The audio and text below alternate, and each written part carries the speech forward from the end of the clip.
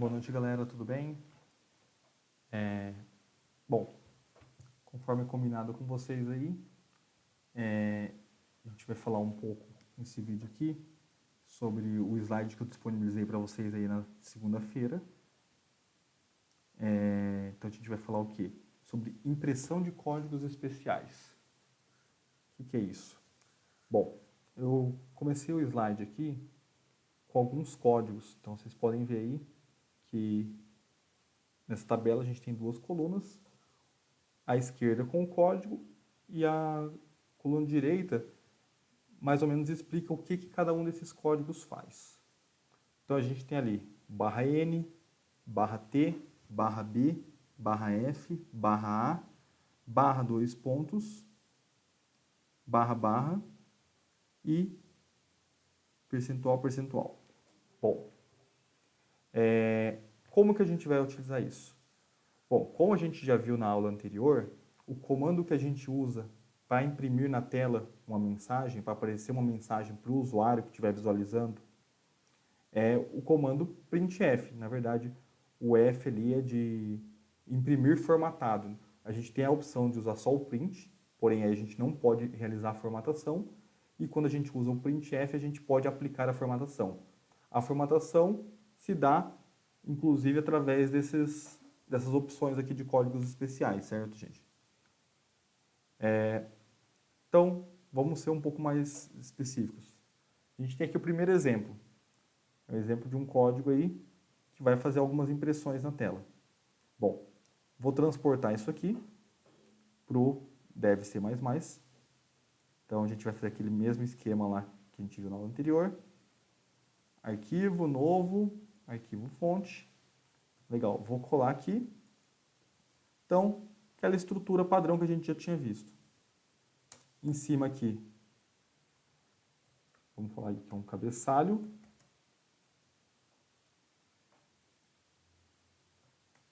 Das bibliotecas. Então, sempre que eu uso barra barra é para fazer um comentário, então essa parte ela não vai aparecer no código quando eu executar, mas ela serve para eu fazer uma anotação dentro do código caso eu queira fazer algum comentário. Então é útil, pode ver que ele fica marcado aí de azul claro, quem tem a definição de cores padrão. A biblioteca ela sempre aparece aí marcado de verde, que ela é constituída aí do include, e aqui entre o sinal de maior e menor, a gente vai ter o nome da biblioteca que a gente vai utilizar. Nesse caso, a gente só vai utilizar a stdio.h, que é Standard Input Output, ou seja, entrada e saída padrão. Bom, temos nossa função principal, início e término do código. Conforme a gente já tinha combinado lá atrás, vou deixar aqui a função getChar, que vai esperar o dígito de um caractere ao final do programa, para a gente não ter aquela complicação de repente executar o código tão rápido que você só vai ver uma tela preta piscar, porque ela vai literalmente abrir uma janela, executar o código e fechar. E isso é num intervalo muito pequeno, às vezes imperceptível aí a gente olhando. Então, a gente já deixa o getChar pronto, que exatamente essa tela ela não vai se fechar até que o usuário digite algo. Então, em alguns computadores, ele até espera, normalmente, você finalizar a tela. Mas em outros casos, ele já finaliza direto. Então, para evitar isso, a gente já vai utilizar o getChar aqui como uma forma de aguardar o usuário digitar algo para que encerre a tela que foi aberta. Bom, vou executar esse código aqui. Primeira execução, ele sempre pede para eu dar um nome para o programa, certo? Então, a gente vai colocar um nome aqui. Vamos lá, eu vou chamá-lo de... Cara, aqui... Deixa eu ver como eu chamei lá. Códigos especiais, então vamos lá. Códigos especiais, tudo junto. A gente muda o tipo aqui para .c. Legal. Salvei. Salvei, compilou. Está aguardando aqui. O que vai aparecer para mim? Ó? Apareceu aqui. Notem que eu tenho 3 printfs. Deixa eu minimizar a tela aqui para a gente poder entender melhor o que aconteceu. Então, a gente tem 3 printfs. O primeiro, a palavra linha 1. O segundo printf tem um /n escrito na frente, linha 2. E o terceiro printf escrito aqui, ainda na linha 2. Então, notem o que acontece. Aqui a gente tem o primeiro printf, aqui o segundo printf e aqui o terceiro printf executado. Opa! Foi o terceiro printf executado. Agora, por que aconteceu isso, gente? Como vocês devem ter percebido, então, a gente vai voltar aqui nesse /n para entender o que ele fez. Bom, /n, ó, leva o cursor para a próxima linha, ou seja, ele vai pular uma linha. Então, quando eu quiser pular uma linha no que eu vou escrever, eu uso o /n antes. Por que é importante a gente usar o /n? Para formatar o texto que a gente vai escrever, para não ficar o texto tudo empilhado. Por exemplo, se eu retirar esse /n daqui, ó, vamos retirar, o que vai acontecer? Esse texto vai estar tudo amontoado na primeira linha. Ó. E como não tem espaçamento aqui de um printf para o outro, ele manteve, inclusive, aqui, ó, o término do primeiro printf colado com o início do segundo. O término do segundo printf, que é o 2 aqui, ó, colado com o início do terceiro. Então, eu posso fazer 10 printfs aqui. Se eu não colocar o /n, ele vai escrever um na frente do outro. Ou eu posso simplesmente fazer isso aqui, ó. /n, /n. Se eu fizer isso aqui, o que ele vai fazer? Vamos compilar lá de novo, ó. Ó, ele escreveu na primeira linha, chegou aqui, ó, pulou uma linha, escreveu na segunda linha, /n de novo, pulou mais uma linha, escreveu na terceira linha, certo? Ou eu posso fazer isso, inclusive, dentro do mesmo bloco de texto, por exemplo. Aqui, aqui, aqui. Como que vai ficar se a gente fizer isso? Vamos lá, ó. Ó, notem que aqui linha 1, linha 2, pulou uma linha. Aqui no terceiro printf, ó, coloquei um /n, ele pulou uma linha, escreveu ainda. Depois, dei mais um /n, ele escreveu o que está na frente, o NA. Mais um /n, pulou mais uma linha, escreveu linha 2. Então, notem que quando eu uso o /n, ele não escreve o /n aqui no texto para mim. O /n é um código utilizado para indicar que ele vai ter que pular de linha, certo? Então, essa é a primeira aplicação aí que a gente tem de códigos especiais. Pular linha, legal. O que mais? A gente tem aqui o /t, ele executa uma tabulação. O que é uma tabulação, gente? É um espaçamento. Opa, vamos voltar aqui. Então, vamos utilizar aqui o /t. Bom, vamos fazer tudo na mesma linha, para vocês visualizarem melhor como ficaria. Vocês já viram como ficaria se a gente não tivesse usado o /n. Agora vamos ver como fica com o /t. Ó, lembra que naquele que eu coloquei sem o /n, ficou colado o fim da linha 1 com o início da linha 2? Ó, aqui, ó, tá espaçado, tá vendo? Então, ele tem um espaçamento aí entre os intervalos. Então, eu posso utilizar o /t para dar essa tabulação, para dar esse espaçamento aí, caso eu queira utilizar isso na formatação. Vamos lá, mais um. /b executa um retrocesso. O /b, gente, a gente precisa tomar muito cuidado, porque o /b ele é parecido com o /t, porém, ele vai voltar uma casa em vez de avançar uma casa. Então, isso é perigoso, ó. Vamos lá? O que aconteceu, ó? Notem que sumiu alguns trechos do nosso texto. Por quê? O primeiro texto era a linha 1, primeiro trecho. O segundo printf era para escrever linha 2. Só que antes dele escrever linha 2, o cursor estava aqui, ó. Terminou aqui na frente do 1. Ele deu um barra T, ele volta uma casa. Quando ele volta uma casa, ele escreve esse trecho aqui a partir dessa casa que ele voltou. Ou seja, ele vai engolir esse trecho anterior. A mesma coisa vai acontecer aqui no ainda na linha 2. Quando chegar aqui, ele vai voltar uma casa, ou seja, ele vai suprimir tanto o número 1 quanto o número 2. A gente vai ver ali um exemplo, ó.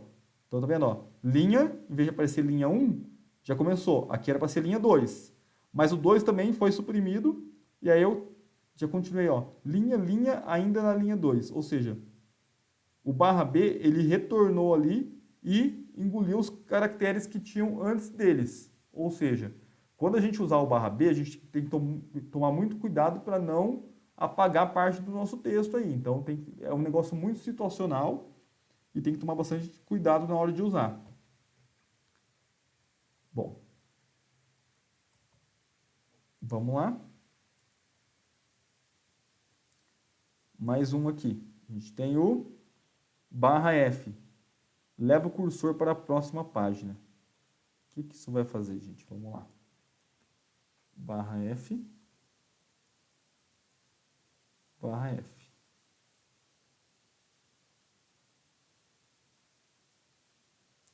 Nota que ele fez um símbolo aí.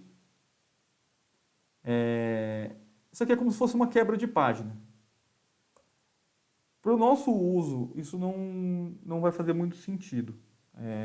Só se a gente fosse trabalhar com blocos de texto maiores, mas não é o caso de se aplicar aqui, então não faz muito sentido. Mais uma coisa que a gente tem que tomar muito cuidado para usar, porque é um uso muito específico, certo? Então ele vai fazer a marcação de como se fosse uma quebra de página de uma página para outra, mas ali num bloco de texto pequeno ele não vai fazer sentido para a gente. Temos o barra A, que ele vai emitir um sinal sonoro, uma espécie de um bip. Eu vou colocar aqui, vamos ver se vai funcionar. Se vocês vão conseguir ouvir o som do meu. Vamos lá. Não sei se vocês vão conseguir ouvir, mas deu uma espécie de um bip dos próprios sons do Windows mesmo. Um som bem discreto, tá? Então, nada muito relevante, mas aí você tem a opção de utilizar um alerta sonoro, né? Deixa eu ver se colocar vários vai resultar em alguma coisa. Mas acredito que não vai mudar muita coisa, não. Não, mesmo colocando repetidos aqui, ele não teve nenhuma mudança significativa. Mas a gente tem aí a opção de incluir um alerta sonoro, inclusive, na nossa aplicação.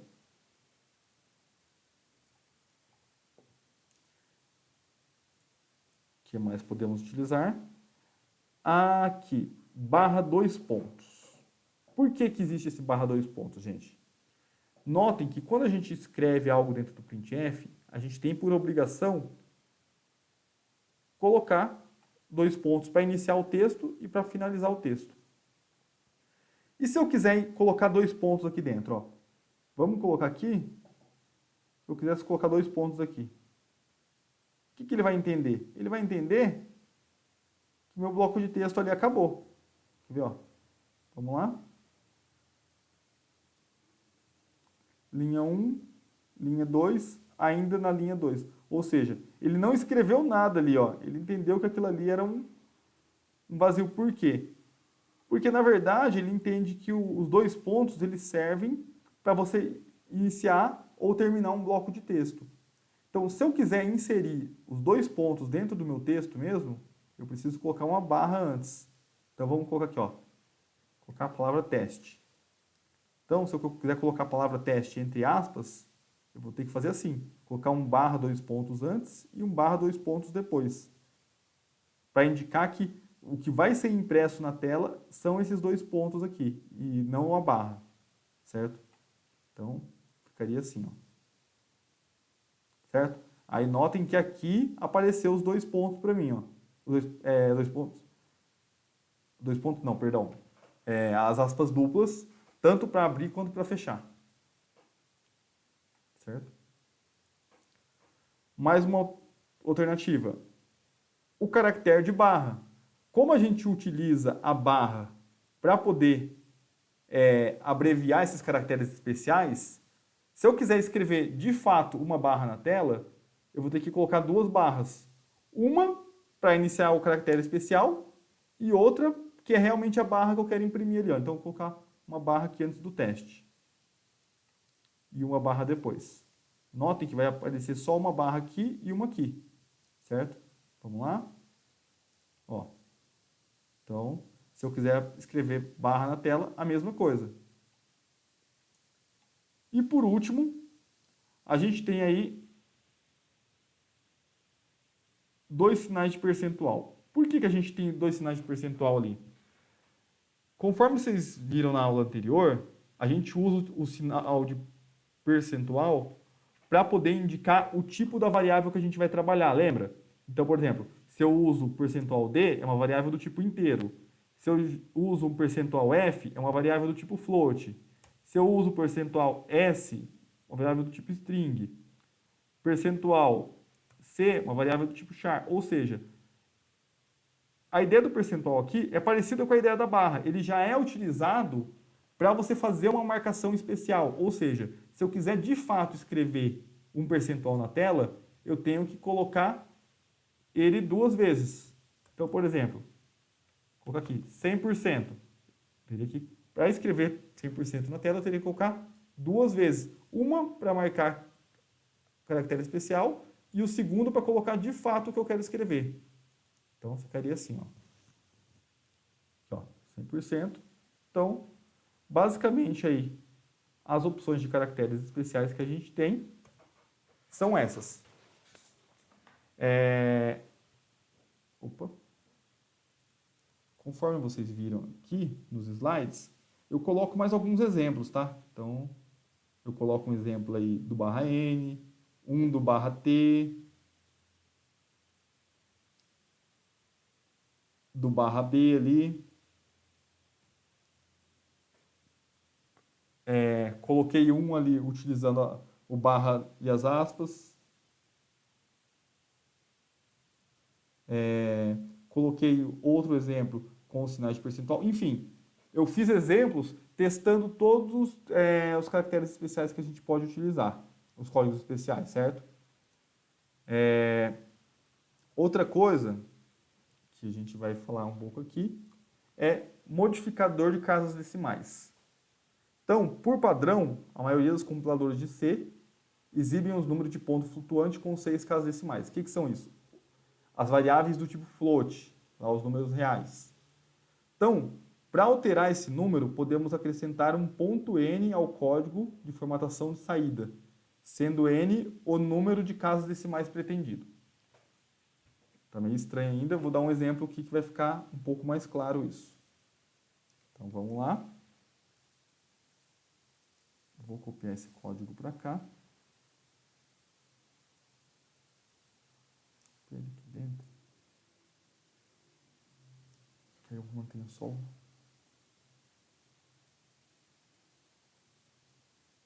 Bom. Então, como vocês viram, a gente pode colocar aí... eu estou indicando que eu vou apresentar aqui uma variável do tipo float, ou um valor já pré-definido, certo? Aqui pode ver que eu marquei um número com 2, 4, 6, 8, 10 casas decimais. Certo?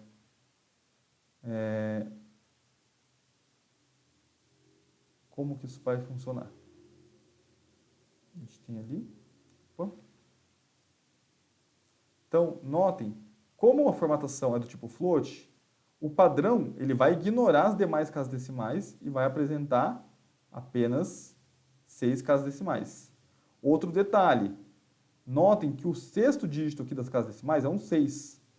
Como o próximo é um 9, ele arredondou, então ele trouxe para 7. Então, ele também trabalha aí com arredondamento. Então, a gente tem que tomar cuidado em alguns cálculos mais extensos aí, porque ele trabalha com arredondamento aí das casas decimais, certo?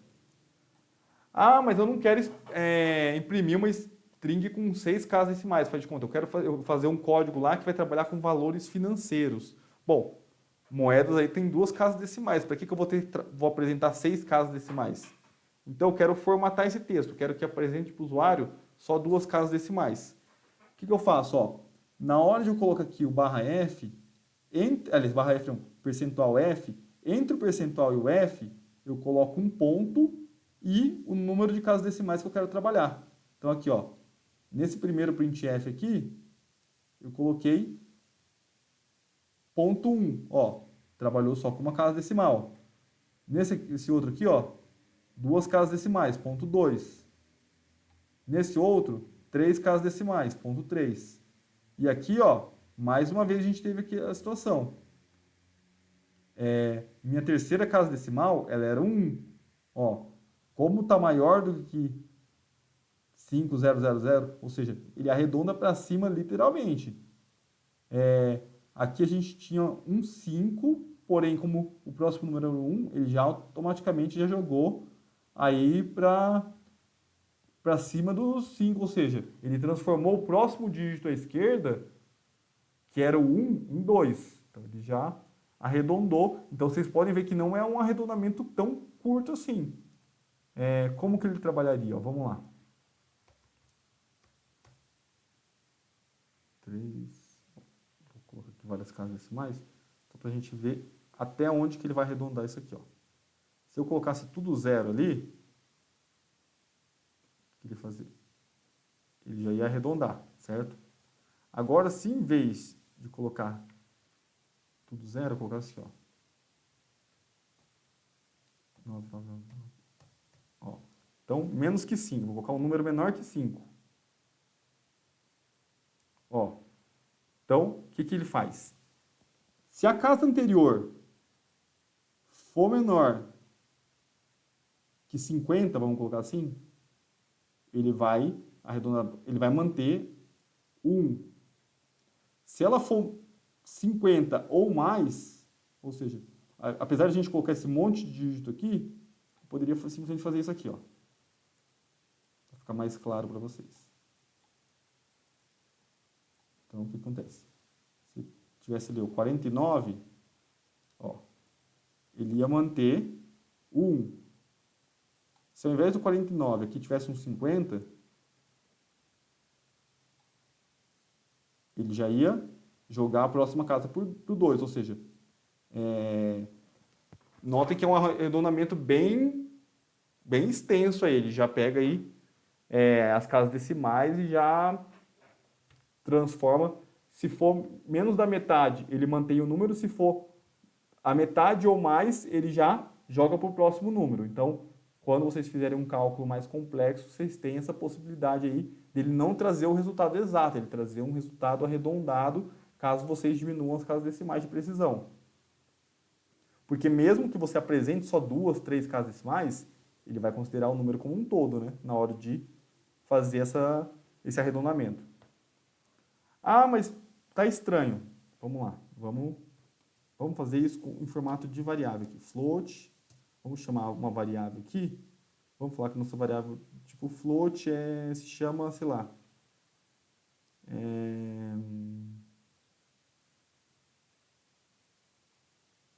Valor. Legal. Coloquei variável chamada valor. Vamos lá. Valor.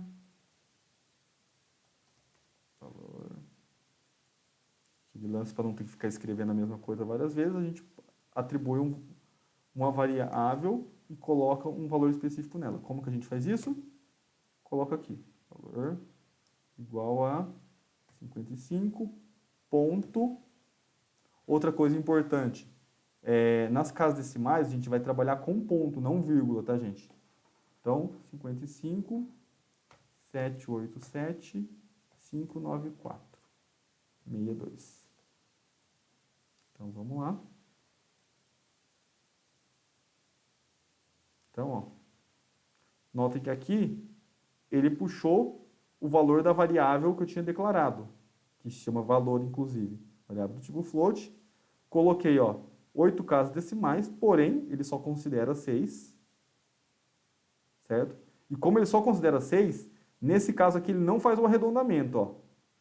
No padrão dele, ó, ele ignora as outras duas mesmo, ele nem arredonda, por entender que o tamanho da variável do tipo float, ela é até 6 casas decimais. Então eu posso colocar aqui 20 casas, ele só vai entender as 6 primeiras. Agora, aqui, quando eu faço a formatação da minha variável que foi declarada, em menos casas decimais, aí sim ele vai arredondar conforme os valores. Por exemplo, aqui, ó, era 55,78. Opa, aqui, ó, metade de 7 seria 3, aqui, ó, metade de 70, aliás, 70 não, perdão. Tem o 7, a próxima casa decimal é um 8. Se fosse maior que 5 aqui, 5 ou mais, ele já arredondaria o 7, ou seja, ele já jogou para o 8, porque a próxima casa é 5 ou mais. Aqui, mesma coisa, ó, duas casas decimais, é 78. Como a próxima casa decimal é maior que 5, ele já arredonda também o 8, ele transforma no 9. O mesmo vai acontecer na terceira casa decimal, ó, era 787. A quarta casa é um 5, então ele já vai pegar o 7, vai arredondar ele novamente e já transformar ele em um 8. Então, toda vez que a gente for trabalhar com números do tipo float, a gente pode apresentar para o usuário ele apenas com uma quantidade de dígitos menor. Só que a gente tem que tomar o cuidado porque ele vai arredondar de acordo com as outras casas decimais ali, certo? Então, essa é a forma que a gente formata aí para apresentar na tela números decimais. E é isso, pessoal. Aqui eu vou deixar 2 exercícios para vocês, tá? Esses vão ser nossos primeiros exercícios para nota. Eu vou criar, inclusive, um tópico para vocês responderem para mim dentro do Google Classroom. Vocês não vão me enviar por e-mail. Eu vou criar um tópico lá postado como entrega de atividade. Vai ser como se fosse um documento em branco. E lá vocês vão preencher o código para mim. E vocês vão me entregar o código digitado lá, certo? Essa parte aqui, eu vou explicar melhor na próxima aula. Eu vou criar a estrutura para vocês postarem para mim. Mas se vocês já quiserem ir fazendo e testando, a gente pode até tirar alguma dúvida que tenha na próxima aula sobre isso, tá? E aí vocês vão fazer como se fosse nesse formato aqui para mim, ó. Vocês vão entregar o código pronto do que vai fazer o que eu estou pedindo ali. É isso que vocês vão colocar lá dentro do documento na área do Google Classroom para mim, certo? O código completo dos problemas que eu propus. Então, quais são eles? Primeiro, vocês vão fazer um programa que realize a soma dos números. Então, eu tenho aqui, ó, 2 números do tipo float, certo? Esses números aqui. E vocês vão imprimir o resultado com 2 casas decimais. Então, o que vocês podem fazer para realizar essa soma aqui, gente? Tem 2 formas que vocês podem fazer isso. Eu vou até dar uma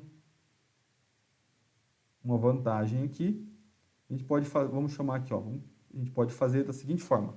Eu posso fazer aqui, ó, valor 1, vou fazer com outros valores, tá? Fazer valor 1, 10,50, 40, 30. Legal. Vou criar outra variável chamada V2. 20,40, 60, 50. Legal. Vou criar uma terceira variável aqui, chamada V3. O que meu código vai fazer? Vou falar assim, olha, é o seguinte, V3 vai receber V1 mais V2. Legal. O que eu vou imprimir na tela? V3.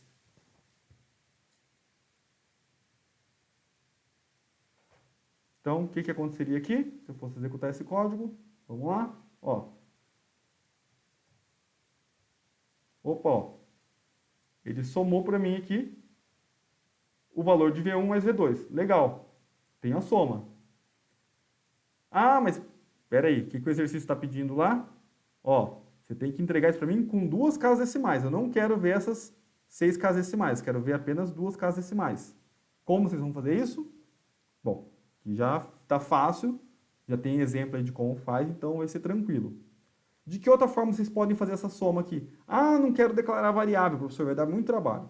É uma opção de vocês. Posso vir aqui direto, ó. Posso colocar aqui 10,78, 90, 40, 70 mais 11,789875. Opa, 74. Legal. Se eu colocar assim, ele vai apresentar? Vai, ele vai apresentar a soma desses dois valores aqui. Vamos testar. Ó, já somou para mim direto.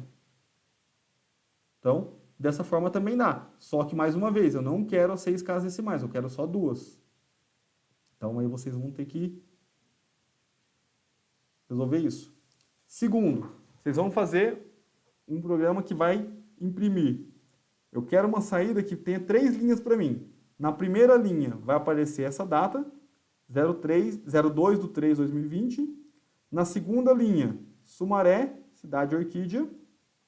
Notem que Sumaré, cidade Orquídea, esse cidade Orquídea, vai estar entre aspas duplas. Então, eu quero que apareça na tela para mim essas aspas duplas. Terceira linha, vocês vão escrever para mim a frase 100% de chance de acertar. Então, notem que esses exemplos aqui, essas 3 situações, a gente já viu ali no começo dos slides, como que a gente vai poder fazer um código que vai escrever isso aí na tela também. Então, tá tranquilo, tem exemplos. Então, vocês vão entregar para mim esses 2 códigos, o exercício 1 e o exercício 2. Na próxima aula, eu vou mostrar para vocês onde vai estar o tópico lá para a entrega dessa atividade, como vocês vão fazer a entrega delas, tá? Mas aí, se vocês já quiserem ir fazendo no papel, fazendo no computador, testando, tiver alguma dúvida na próxima aula, a gente já tira, beleza, pessoal? E é isso. Não vou me estender mais. Na próxima aula a gente conversa um pouco melhor sobre isso, caso tenha algumas dúvidas. Obrigado a todos pela atenção aí e até a próxima, pessoal.